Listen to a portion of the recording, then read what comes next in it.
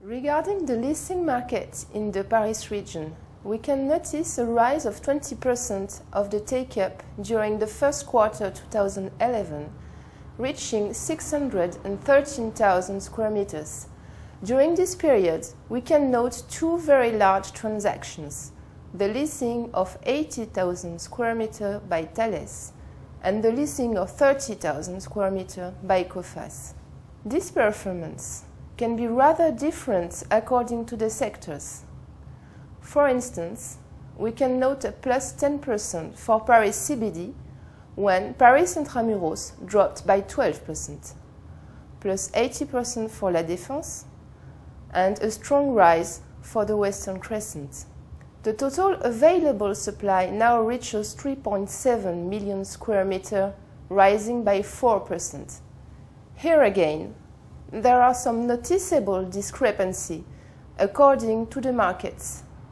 As examples, in Paris Intramuros, the supply is stable, but it is up by 3% in the CBD.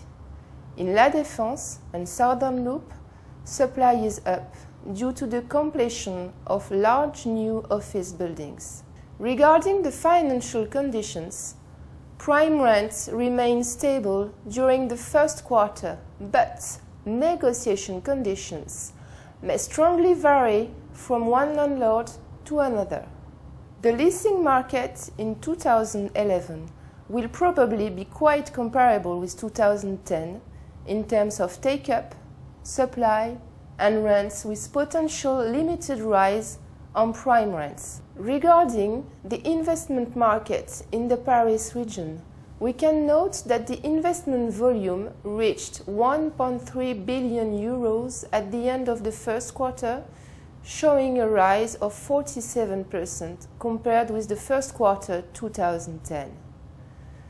During this period, the average investment volumes remained limited, with only one transaction above 100 million euros.